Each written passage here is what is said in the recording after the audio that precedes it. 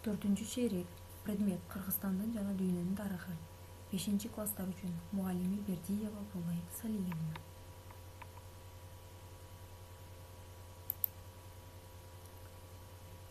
Сабактын тиби: жаңы материалды өздөштүрүү. Сабактын усулу: интерактивдүү ыкма.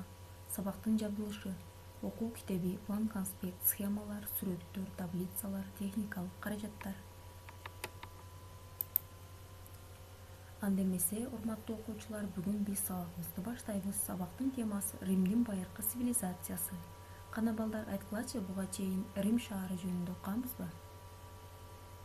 Азаматсыңар балдар. Демек, Рим жөнүндө бизде кыскача болсо да түшүнүк бар экен. Анда эмесе, биздин сабагыбызга көңүл бурабыз. Сабактын максаты, сабактын көрсөткүчтөрү.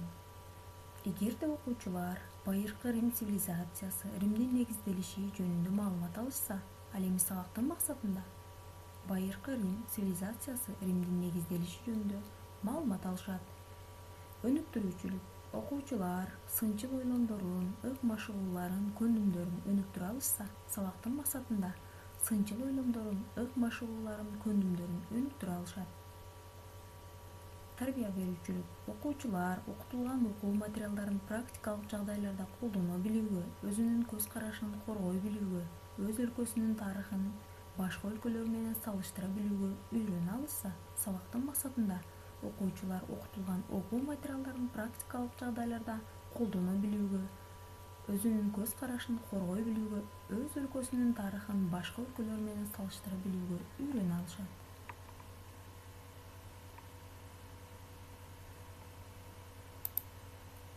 Анда эмесе балдар, биздин сабактагы алдын эрежелерибиз: бири-бирибизге урмат, сый менен мамиле кылабыз. Экинчи эрежебиз: бири-бирибизди көңүл коюп угабыз. Бири-бирибизге жылмаюу тартуулайбыз. Сабакка активдүү катышабыз.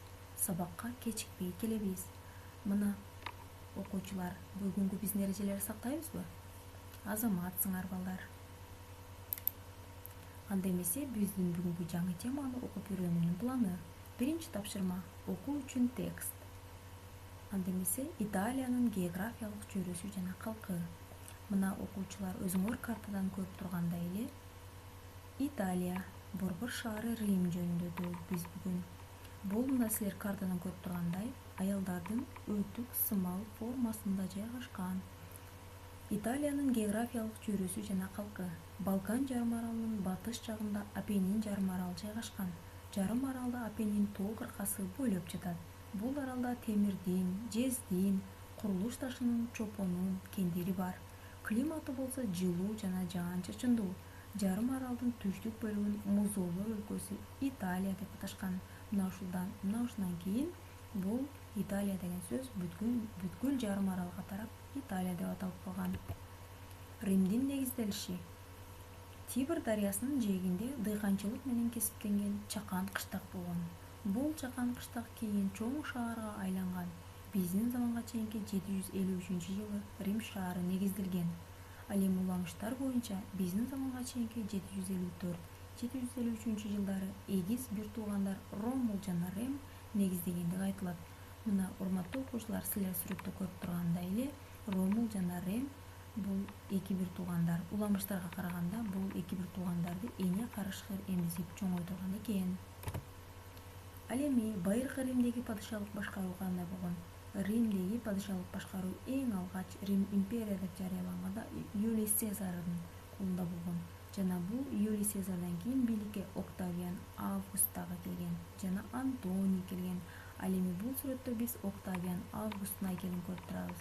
Ал эми экинчи сүрөттө бул ушул Рим, ыйык Рим империясындагы консул, сенаттар байыркы Римде эл алдына чыгып сүйлөп жаткан учурда.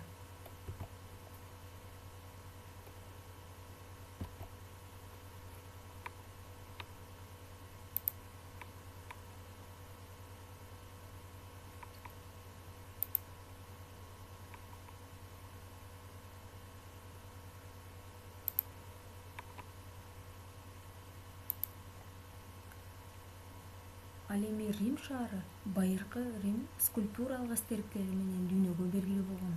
Ал эми бул Римде көптөгөн скульптуралык эстеликтер салынып, азыркы мезгилге чейин алар белгисиз бойдон калууда.